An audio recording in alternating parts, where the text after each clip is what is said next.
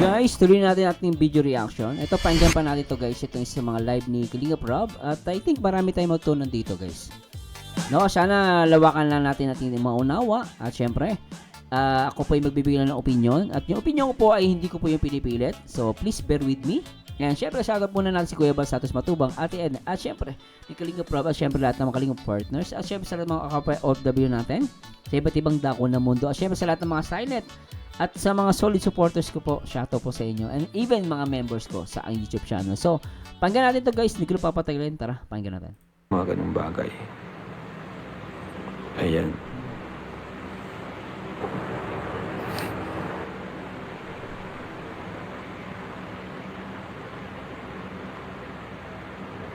Saka ito pa, hindi naman po lahat ng travel namin is sagot ng sponsor. Hindi po lahat. Minsan nga po yung mga pagkain, ako na po nagastos dun. Naniniwala ko dyan. Mga pagkain namin dun. Ako po naniniwala po ko dyan. Yan pera po yan ni Kalinga Prab. Nakita ko po yan. Nanilibre nga yan kahit yung kasama, yung mga supporter na sumasama. Nililibre ni Kalinga Prab yun ha. Totoo po yan ha. Na ano ko po yan, na witness ko po yan. Ako nga, nilibre din ako ni Kalinga Prab eh. Nung nakita nyo bang kumakain kami noon, yung sa live ko, ang bumili ni karamihan doon si Kalinga Prab. Nagpabili pa ng chocolate, ng ice cream, panghimagas. Pero ni Kalinga Prab yun. Ano ba kayo? Naku, marami kong hindi alam. Ayoko lang ibida masyado si Kalinga Prab. Kasi sabihin nila naman iba eh, ano ko. Ay, naku guys, maniwala kayo. Nakita ko yung si Kalinga Prab. Ako nga, nilibre ako niyan eh. Mabait yan. Mga yung ibang tawag dyan, mga pamasahe. Oh. Minsan ako na pong nasagot nun. Totoo yan. Ako naniniwala ako dyan. Totoo yan guys. Oh. Hindi po yan lahat ay sagot ng, hindi porke may sponsor is, kumbaga lahat na ay masasagot nila. Hindi talaga. Yung ibang nga po ibang mga, meron pong reactor at mga supporters ng Franjoy tsaka EDC ang gumastos nung pumunta kami sa IMM. Sila nagbayad ng transportation. Siyempre gusto nila yun, siyempre love na love nila ang Team Kalingap So hindi sagot yun ng Jomcar support ng hindi yun sagot ng Jomcar sponsor FYI lang po. Huwag kayong magtampo sa mga Jomcar baka hindi ko inaaway yung mga dito Jomcar. Love na love ko kayo, pero yun po kang katotohanan. At gusto ko lang i-justify yung sinasabi ni Kalinga Prab, hindi lahat ng ginawa nila sa Singapore nung namasyal sila ay sagot ng sponsor ng Jomcar. Hindi po. Sagutin din po yun ng ibang mga love team at even mga team Kalingap na solid. Sagutin po nila. Yan per po kasi yun. Ako na po mag-witness. Para at least masabi lang talaga na totoo yung sinasabi ni Kalinga Prab. Totoo po yung sinasabi ko. Ganun po yung ibig kong sabihin.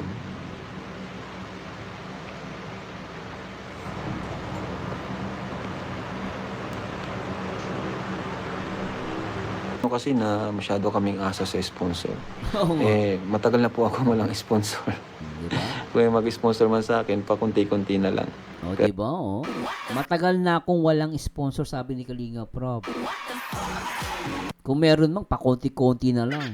Diba? Siyempre, diba? Kita nyo yan? Yung nasabing sponsor na buwan-buwan regular na nagbibigay. Wala po. Sanay na ako ng walang sponsor. Kita mo yan Sanay nang walang sponsor si Kalinga Prab. Nakikita ko yan sa Singapore, nalilibre yan. Pera niya mismo. Lahat po ng pinatutulong ko ay mula po sa aking pinaghirapan sa paggawa ng content. Mabait kasi Kalinga Prab. Lahat po yan ay dugo at pawis ang pinuhunan natin dyan. Kita mo yan, dugo at pawis. Ang pinuhunan niya sa pag-charity, di ba? Another Rochelle in the making ang Jomcar community. Very good at unahan na ni Rab. Yan yung Ito po binasa lang ni Kalinga Prab. Si Kalinga Prab ang may sabi nun binasa niya lang. Daman ko sa ngayon. At natatakot akong humantong tayo sa ganun. Kaya gawa na natin ng agapan na natin habang maaga pa. Agapan na, Di ba?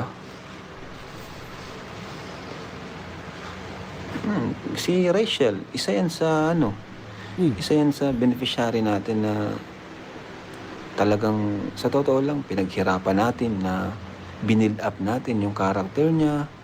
Si Rachel po, isa po yan. Isa siya sa mga Kalingap Angels na binild up natin. Akala niyo po kasi kung ano yung napapanood niyo is ano yun kumbaga yun na yun. May mga advice po ako, may mga turo ako sa kanila na kumbaga tinuturuan natin sila bilang mentor, bilang isang manager. grabe, no? Binibuild up natin sila, hinuhubog. Grabe yung effort ni Kalinga Prab. Ako ngayon ko lang narinig yun, ha? Tama naman siya, may mga ginagawa siya na hindi na nakita sa camera.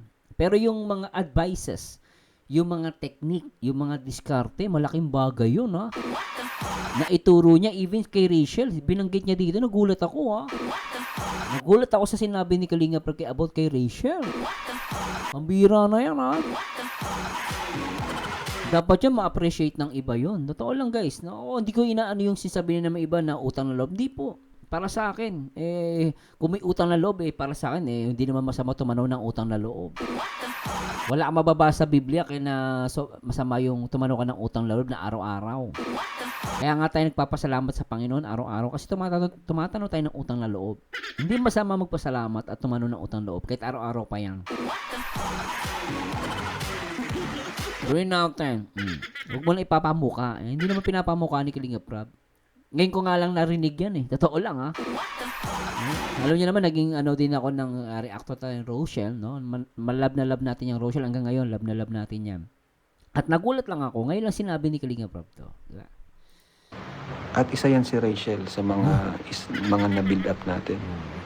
Hanggang sa dumami yung kanilang supporters, nagkaroon siya ng ganun, imagine nyo na lang po binild up natin, di ba?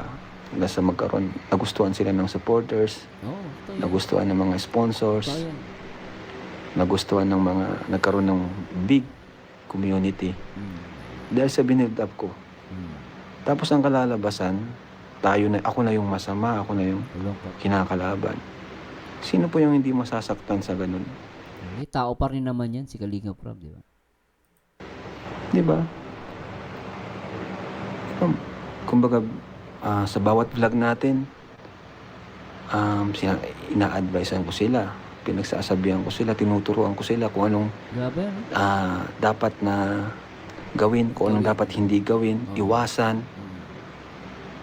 Ganun po yun. Kita mo yung alam mo, totoo lang, ngayon ko lang narinig to. Lalo kong tuloy na-appreciate si Kalinga Prab. Alam mo yung mga advices na gano'n, yung pag-mentor niya, alam mo yun guys, hindi nyo kayang bayaran ng pera yun. Hindi mo mabibili ng pera yun, hindi mo kayang bayaran yun. Yung mga natutunan mo kay Kalinga Prab, hindi mo mababayaran yun para sa akin.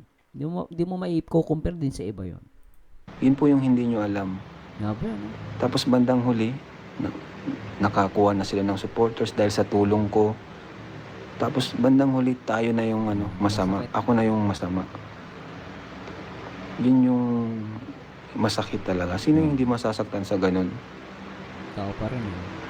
Kumbaga hinubog natin tapos bandang huli tayo yung masama.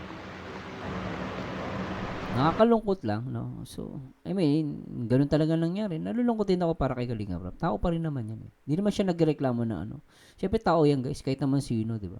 Parang nagbigay ka ng effort, then in return, di ba? Ikaw pa yung masama. Masakit naman yun guys. Yun yung ibig kong sabihin.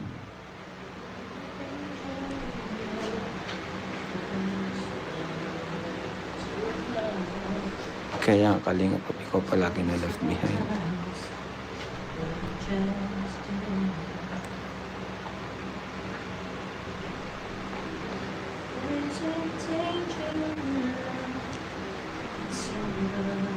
So anyway guys, kayo naman ako may sinabi ni Kalinga Prab doon.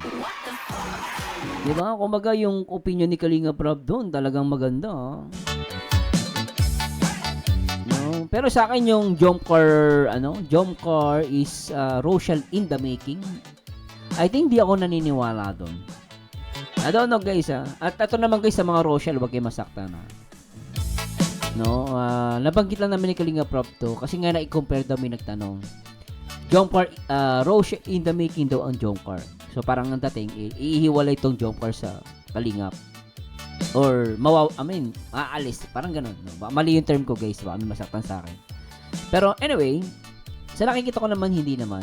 No? Hindi mangyayari yun. At sinabi niya mismo ni Kalingap Rob, no? May pusong kalingap si Jomar at si Carla.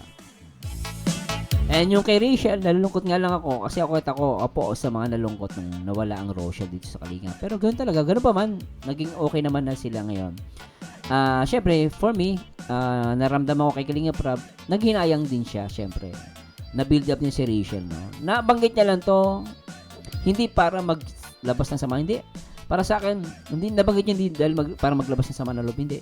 Para na mayroon tayong matutunan, no, to give us an education or aral sa nangyari, no, at sana mapahalagan natin yung guys sa lahat, lalo sa mga supporter ng Love Team, sana mapahalagan natin yung effort ni Kalingap Rob. Minsan yung pagbibigay ng payo, pagbibigay ng idea, yung mga do's and don't na advices, hindi mo mabibili ng pera yon.